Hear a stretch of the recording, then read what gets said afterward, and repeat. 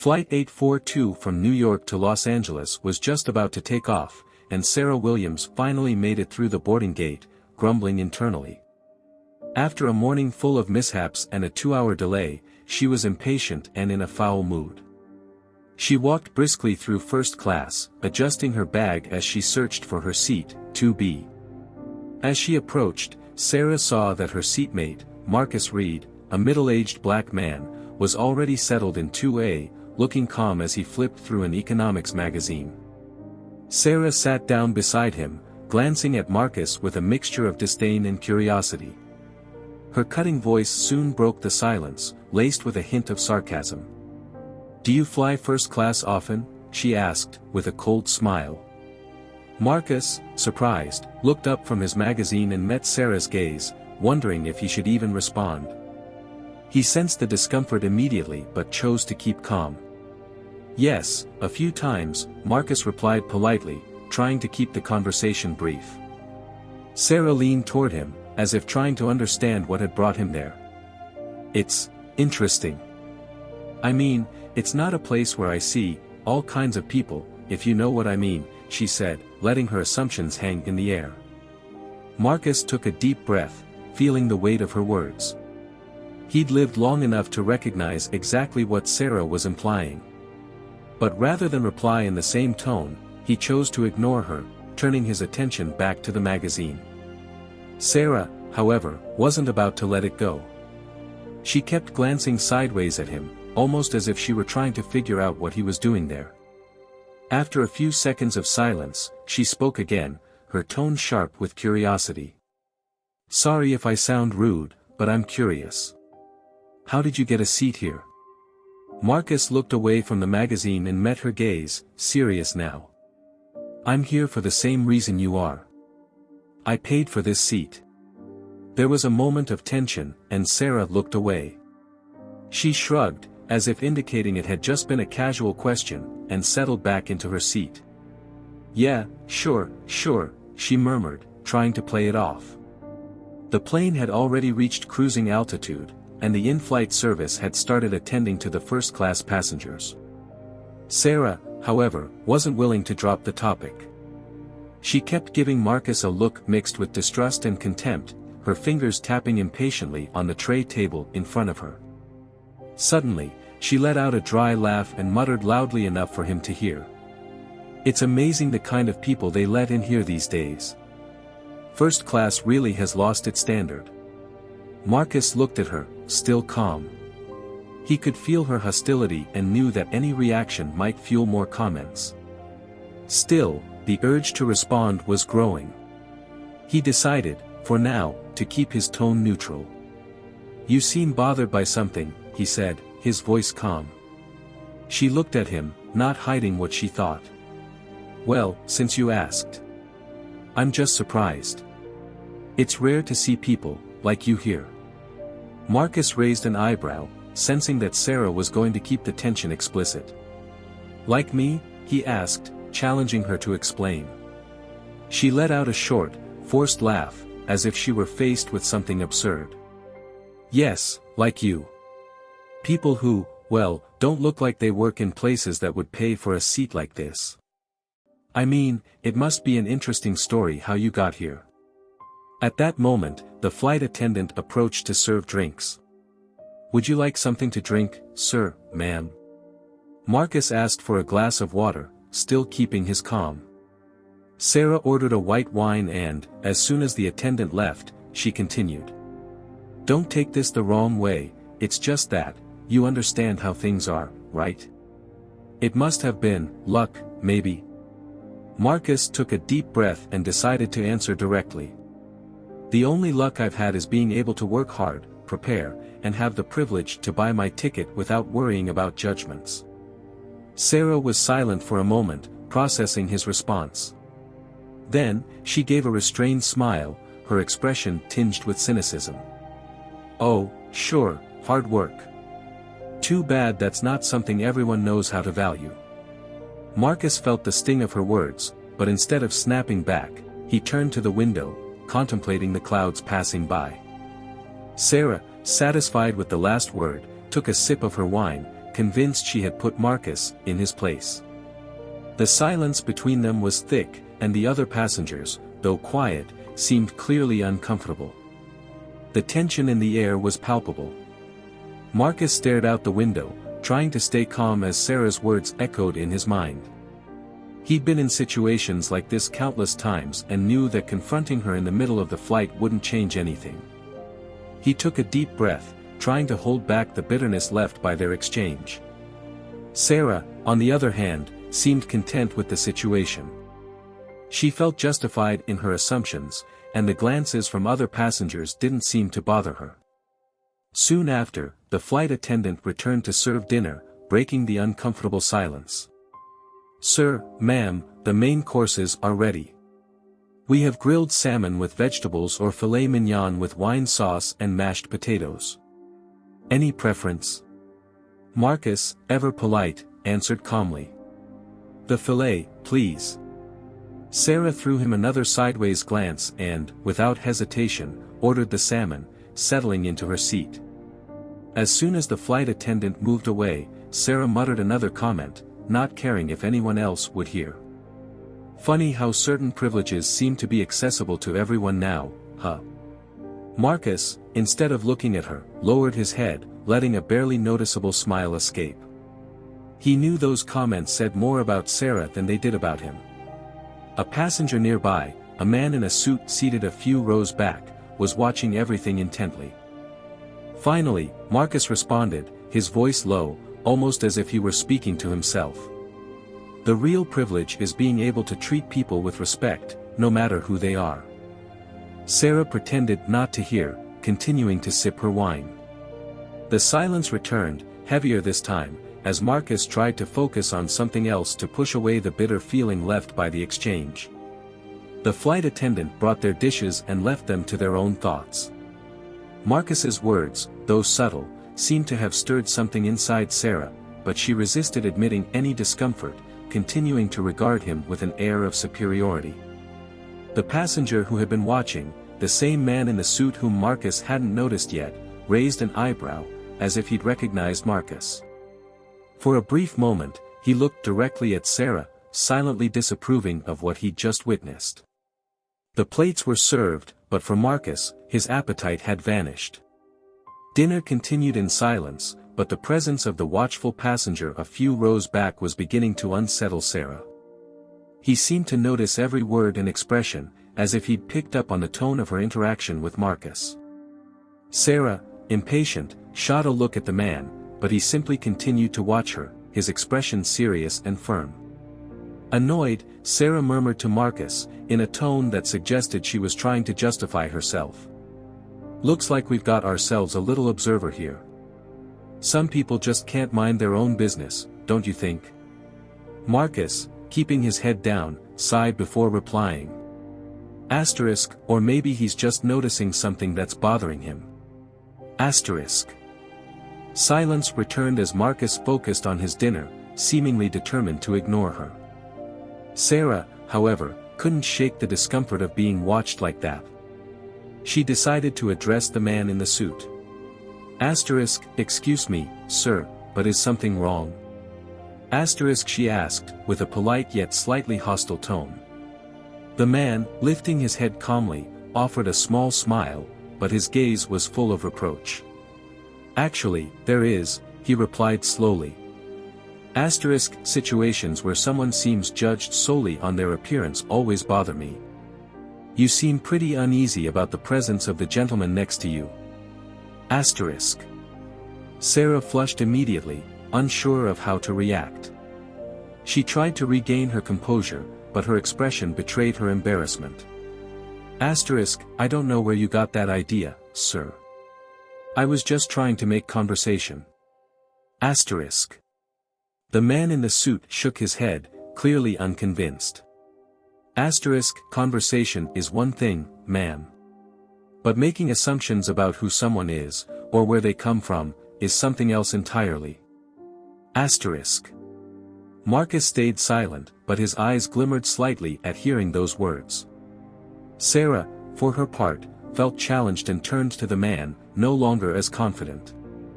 Asterisk, I don't see why everyone's so sensitive. Nowadays, no one can ask a simple question without it becoming an issue. Asterisk. The man raised his eyebrows, still maintaining a controlled tone. Asterisk, some questions reveal more about the person asking than the person being asked. Asterisk. The tension grew, and some passengers around them began noticing the exchange. Sarah took a deep breath, looking away, but the discomfort was evident on her face. Marcus finally raised his eyes, giving Sarah a calm and steady look. Asterisk, maybe now would be a good time for all of us to enjoy the quiet of the flight, don't you think, ma'am? Asterisk. Sarah nodded, but the frustration on her face was clear. The man in the suit just gave a slight approving smile to Marcus before settling back into his seat. And so, the flight continued in a dense silence, heavy with unspoken words and quiet judgments. The silence between Sarah and Marcus remained tense, but now with the added weight of the man in the suit's intervention. Sarah tried to focus on the movie playing on the screen in front of her, but it was difficult. The reproachful look of that man and Marcus's calm responses still unsettled her. She turned discreetly to observe Marcus, and, to her dismay, he looked comfortable, despite the hostility she had tried to impose. When the flight attendant came by to collect the plates, Sarah seized the opportunity to start a conversation with her, trying to regain some sense of control and perhaps even some support. Asterisk, is it always this busy in first class? Asterisk, she asked, as if simply making light conversation. The flight attendant, a bit confused, responded with a polite smile. Asterisk, yes, we often have many frequent passengers on this flight. Asterisk. Sarah cast a quick glance at Marcus before continuing. Asterisk, yes, I imagine, lots of important clients, people accustomed to this type of comfort. Asterisk. The flight attendant looked briefly at Marcus and then smiled at Sarah, maintaining a formal tone. Asterisk, exactly, ma'am. In fact, the gentleman beside you is one of our most frequent flyers. He flies with us almost every week. Asterisk. Sarah fell silent, her expression shifting slightly as she processed the information. Asterisk, oh. I see, asterisk, she murmured, visibly surprised. Marcus, who had overheard the conversation, took the opportunity to chime in, his tone calm yet firm. Asterisk, that's right, ma'am. I work in consulting for various companies on the West Coast. This flight ends up feeling almost like a second home. Asterisk. The flight attendant smiled and moved on, leaving Sarah and Marcus alone again. Still trying to comprehend, Sarah couldn't resist and commented. Asterisk, consulting. Interesting. I imagined something different. Asterisk. Marcus let out a slight smile, understanding what Sarah was implying, but he chose a gentle response. Asterisk, well, sometimes our impressions mislead us. Especially when we don't know the full story. Asterisk. Sarah looked away, clearly uncomfortable. For the first time, she began to question her own assumptions. The silence between Sarah and Marcus had become less tense, but it still carried the marks of premature judgments and their brief exchange. Marcus went back to watching a documentary on his screen, clearly more relaxed now that he seemed to have made peace with the discomfort of sharing the seat with Sarah. She, on the other hand, was restless, questioning her own thoughts. At a certain moment, the man in the suit, who had been observing the interaction from a distance, got up and walked over to a nearby aisle. Sarah noticed and, on impulse, turned to look at Marcus again. Something seemed to be bothering her, as if she were debating internally about saying something. Finally, unable to resist, she commented. Asterisk, you mentioned that you travel a lot for work.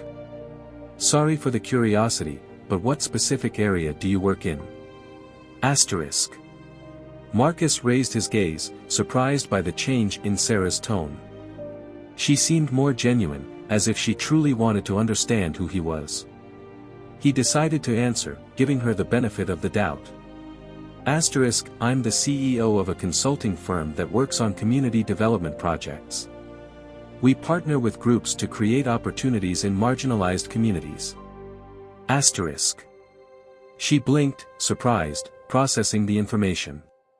Asterisk, CEO, you mean, you own the company? Asterisk. Marcus nodded with a slight smile. Asterisk, yes, I started the company about 10 years ago. It was tough at first, but it's something I deeply believe in. I grew up in one of those communities and know the struggles many people face. That's why I'm committed to giving back. Asterisk. Sarah was silent, clearly unsettled. I really didn't expect that, she whispered, almost to herself. At that moment, the man in the suit, who had finished speaking with one of the flight attendants, returned to his seat. As he passed Marcus, he gave a slight nod of respect. Asterisk, Mr. Bryant, it's an honor to see you again.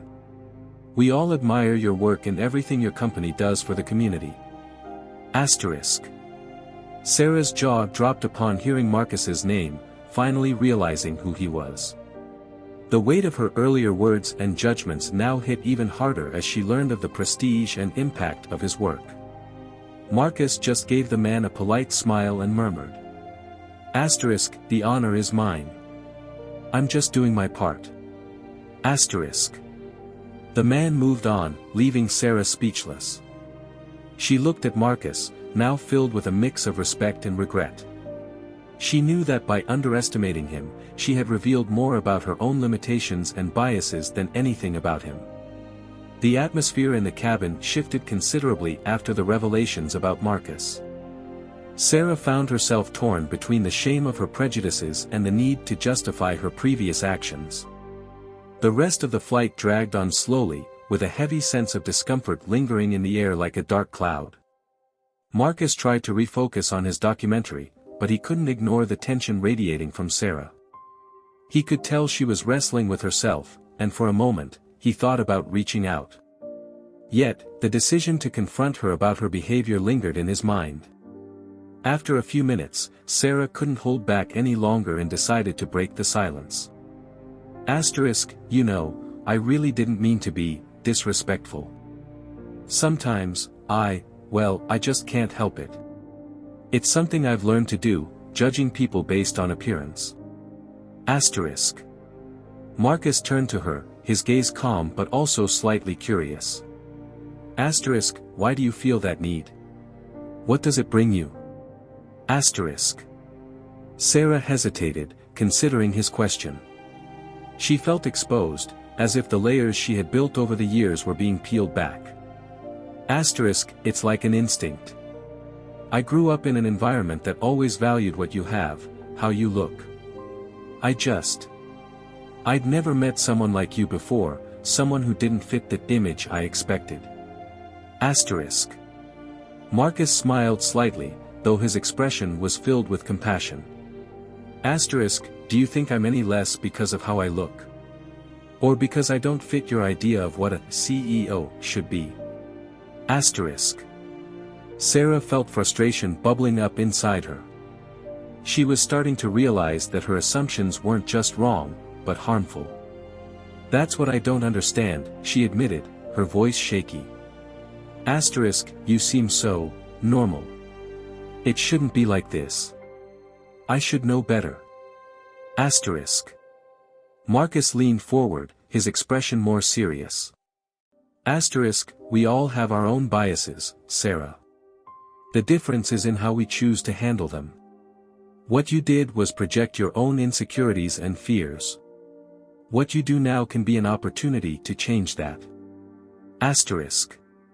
Sarah's gaze softened, and she felt a wave of gratitude that Marcus hadn't let her harsh words affect him.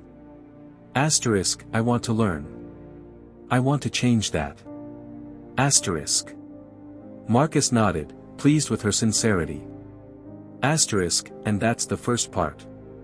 Acknowledging that there's something to change is an important step. Asterisk.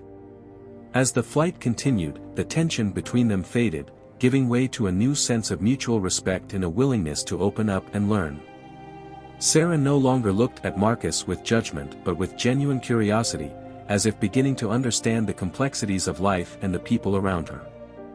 As the flight neared its destination, the cabin tension had dissipated, replaced by an unexpected camaraderie between Sarah and Marcus. Conversation flowed more freely, and both felt comfortable exploring each other's perspectives. Marcus was eager to learn more about Sarah's life, especially the roots of her beliefs. So, Sarah, you mentioned that you grew up in an environment that valued appearances. What do you mean by that?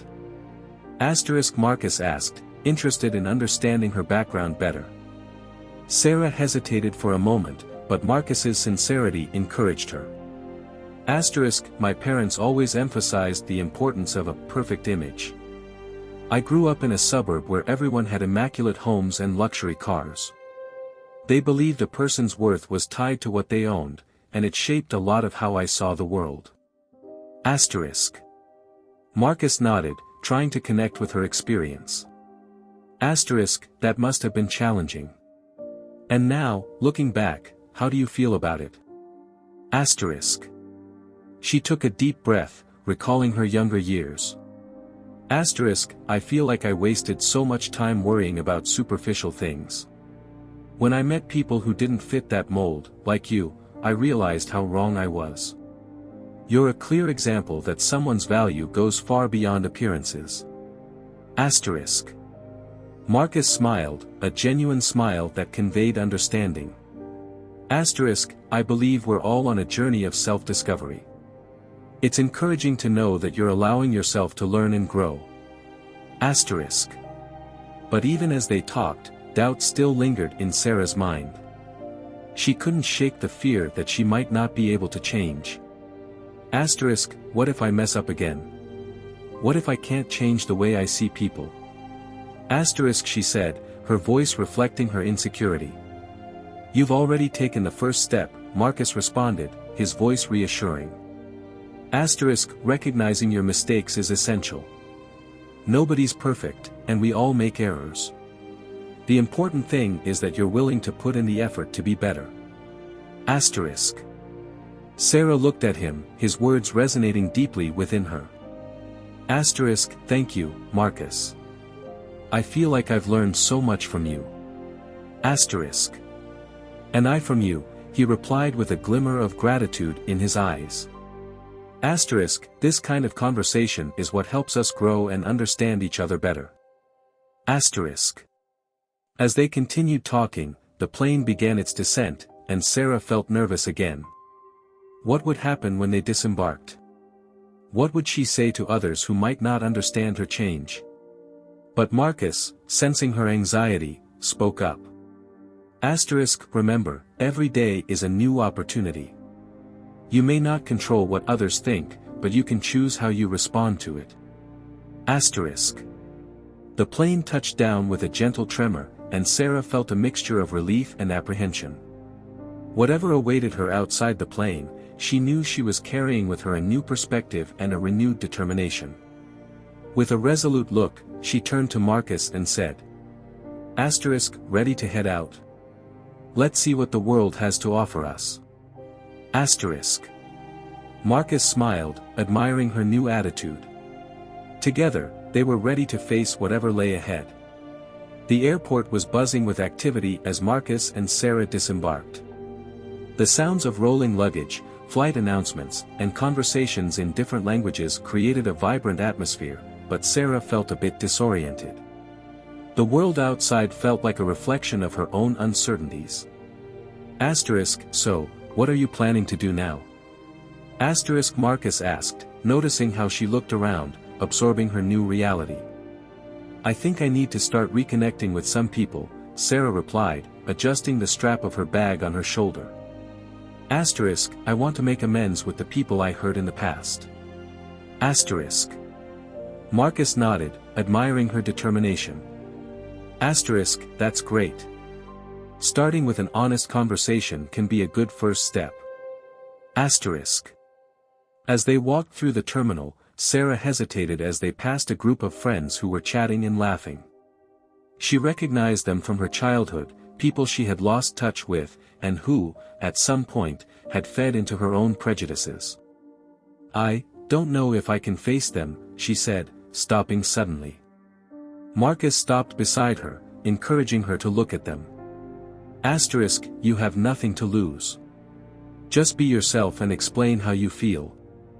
You've taken a significant step today, don't let fear hold you back."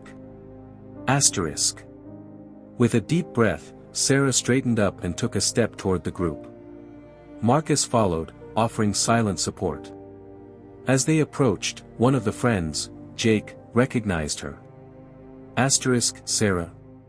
Is that you? It's been a while." He exclaimed with a broad smile. Her own smile faltered for a moment. "Hey, Jake. It's good to see you." The others turned around too, their faces showing a mix of surprise and curiosity. "Are you okay? What have you been up to?" asked Laura, an old friend. Sarah felt her nerves kick in, but Marcus's presence beside her gave her courage. "Actually, there's something I want to say. I've been doing a lot of reflecting on who I am and how I treated the people around me. And, well, I'm not the same person I used to be." Jake frowned, looking confused. "What do you mean by that?" Sarah took a deep breath, determined to be honest. "I realize now that I held on to prejudices, and that affected our interactions. I was disrespectful, and honestly, I'm not proud of the way I acted." The group exchanged glances, and Sarah continued, now with more confidence. "I want to change. I want to apologize to you all if I ever did anything to hurt you. I'm trying to understand how to be a better person." Laura was the first to respond, her expression softening. "That's really brave of you, Sarah. We all have our moments of growth." Jake nodded, though he still looked a little cautious. "It's good to know you're working on yourself. I think we all have something to learn." Marcus observed, pleased with the group's reaction. He felt that each of Sarah's words was opening doors to new connections and understanding. "Maybe we can grab coffee sometime. I'd love to hear more about how you're handling these changes," suggested Laura, a friendly smile on her face. Sarah smiled, feeling a mix of relief and gratitude flooding her heart. "That sounds great. Thank you all for being so understanding." As she said goodbye, Sarah felt that, even though the journey was just beginning, this was a meaningful step. As she exited the airport, she glanced at Marcus, her heart lighter. "Thank you for being by my side, Marcus. I really couldn't have done this without you."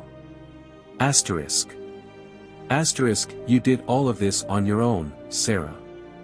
"I was just here to remind you that you're capable," he replied, a proud smile on his face.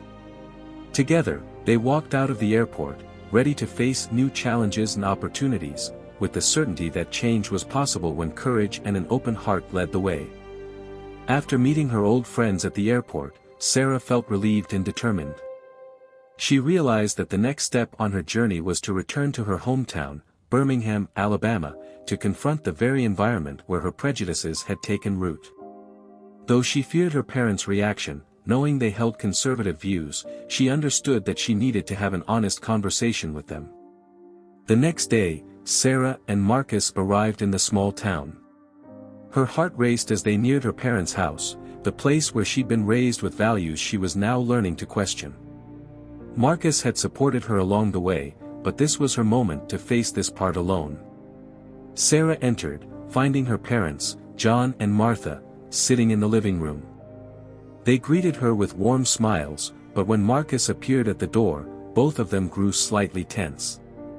"Hi, Mom." "Hi, Dad," Sarah began, trying to stay calm. "I want you to meet Marcus, a friend who's been helping me a lot lately." Asterisk. Marcus nodded politely. Asterisk, nice to meet you, Mr. and Mrs. Thompson. Asterisk. John gave a slight nod, though his discomfort was apparent. Martha shot Sarah a curious look. So, honey, Martha began, trying to sound casual. Asterisk, did you and your friend come for a visit? It's been so long since you've come home. Asterisk. Sarah felt the weight of the unspoken words and decided to get straight to the point. Asterisk, actually, I'm here because I need to talk to you about some important things. The truth is, I'm trying to change and face some of the things I believe, or rather, what I used to believe. Asterisk. John frowned, his expression stiffening. Asterisk, what are you talking about, Sarah? What happened? You seem different. Asterisk. Sarah took a deep breath, feeling her anxiety rise. Asterisk, Dad, Mom, I've realized that a lot of what I believed was based on prejudice and misguided judgments. I've been working hard to see the world in a fairer, less biased way. Asterisk, she paused, looking at her parents, trying to read their reactions. Asterisk, and Marcus helped me understand that. Asterisk. Martha looked away from Marcus and sighed, uncomfortable. Asterisk, I don't understand. You were raised with good values, Sarah. Asterisk. Asterisk, I know, Mom, but those values also taught me to judge people before truly knowing them. You taught me to value appearances, and that's not right. I'm trying to see beyond that. Asterisk. John crossed his arms, his expression hardening. Asterisk, so, you think we're wrong, is that it? Just because we don't see things the way you do? Asterisk. Marcus remained silent, simply observing the conversation, respecting Sarah's space. Dad, this isn't about right or wrong, Sarah replied, trying to hold back her frustration.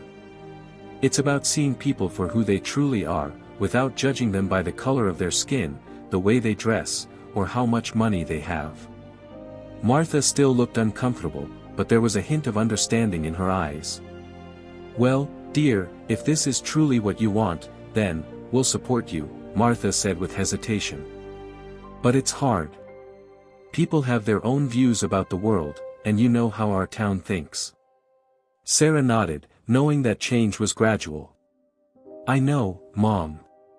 But if I could start to see things differently, I think we all can try.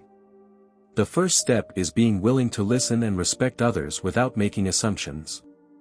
John looked from Sarah to Marcus, his expression softening slightly. Well, if you're changing to be a better person, then I suppose it's worth trying to understand that, he said, though he still looked unsure. Sarah sighed with relief, feeling a weight lift. Thank you, Dad, Mom. This means a lot to me. She knew the road would still be long, but that first, honest conversation with her parents was an essential step. As they left the house, Marcus put a hand on her shoulder and smiled. You were amazing. It's not easy to challenge your own home, your own upbringing. Thank you for supporting me, Marcus, Sarah said, her eyes shining. I think I'm finally becoming who I truly want to be. With this first step toward change, Sarah felt her world beginning to expand, offering her a new perspective where respect and empathy guided her actions. After facing her family and opening their eyes to change, Sarah began to feel that her journey of transformation was taking on a new purpose. She didn't just want to change for herself, she wanted to help others see the world through the same lens of empathy and understanding that Marcus had taught her. She felt ready to bring this message to her hometown, doing her part to dissolve the prejudices there. The next morning, before heading back to Atlanta, Sarah and Marcus decided to take a walk through the town. They talked about Sarah's childhood, the places they visited, and the memories she carried. As they passed by the main square, they saw a group of young people gathering for a community project. Curious, Sarah approached a young woman leading the group. Excuse me, are you organizing something? She asked, trying to understand the activity. The woman, who introduced herself as Lisa, smiled kindly.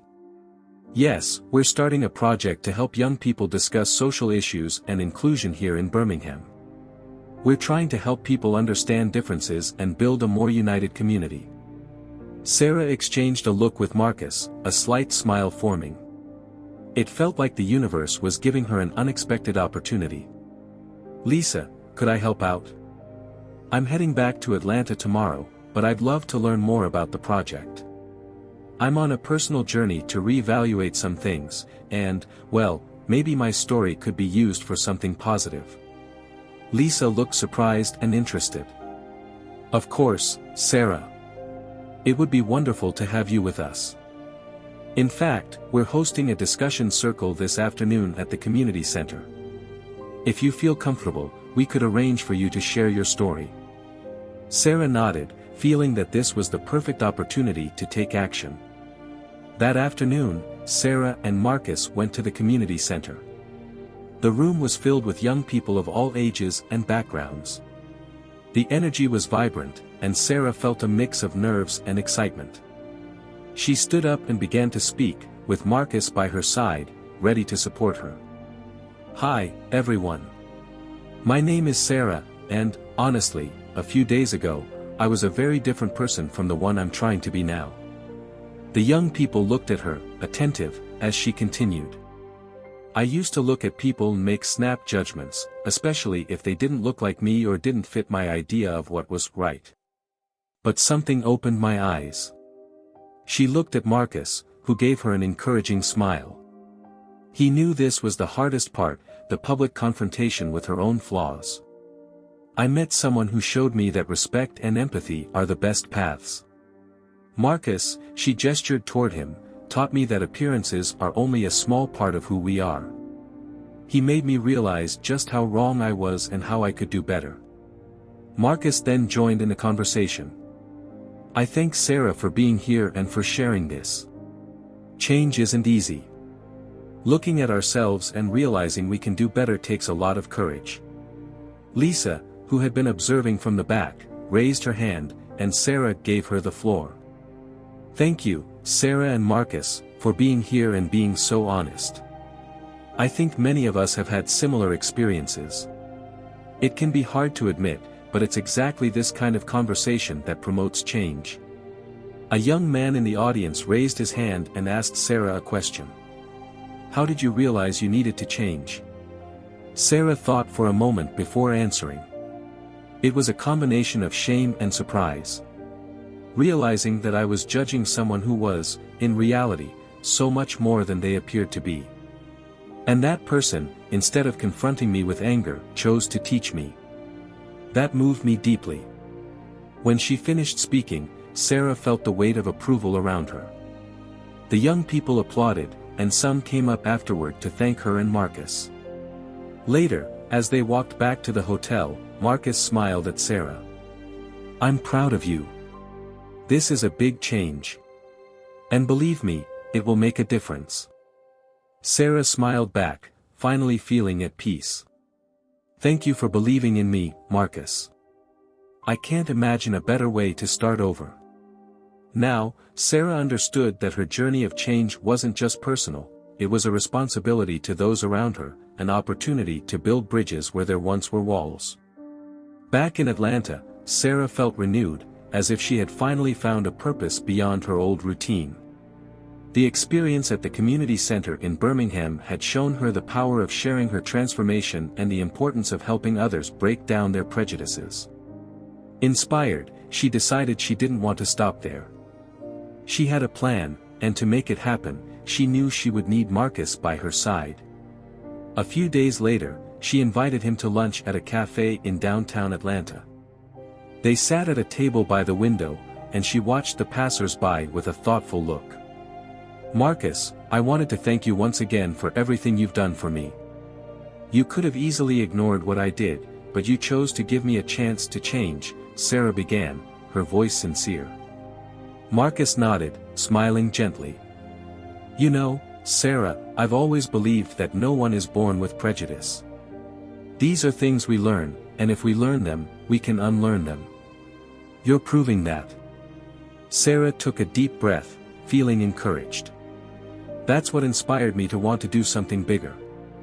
I thought about creating a series of workshops and talks to help other people have these difficult conversations, to understand the weight of prejudice and learn to look at others with more empathy. Marcus raised his eyebrows, impressed. Wow, that's ambitious. But Sarah, that's exactly the kind of project we need. If each of us commits to even small changes, who knows what kind of impact we could make. She smiled, excited. And I thought, who better to co-found this with me than you? He laughed, shaking his head, clearly surprised. Are you serious? Yes. She answered with conviction. I know we come from very different backgrounds, but that's exactly what makes our partnership so strong. You're a living example of how facing prejudice head-on can make you stronger. Marcus was silent for a moment, reflecting. Then he nodded, looking serious and proud. I'm in, Sarah. Let's do this together. Months later, Sarah and Marcus's project was in full swing. They named it A New Perspective, and the mission was clear: an educational program offering talks and workshops in businesses, schools, and community centers to encourage honest discussions about diversity, empathy, and fighting prejudice. Sarah and Marcus became known for their powerful message, and their talks drew people from all around, eager to hear the inspiring story that had started with a simple change of seats on a flight. In one of the presentations, Sarah shared with the audience what she had learned about acceptance and responsibility. Change begins with a conversation. I was lucky enough to meet someone who gave me that chance. And now, she paused, looking over at Marcus, I want to be that chance for others.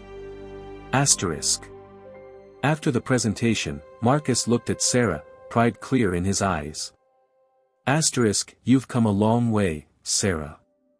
And this is only the beginning. Sarah smiled, and they shook hands firmly. Surrounded by people who, like them, wanted a future with fewer judgments and more respect, they both knew they had found not just a shared cause but a true purpose. And so, their lives, once intertwined by chance, became a mission shared, a commitment to building bridges where walls had once stood.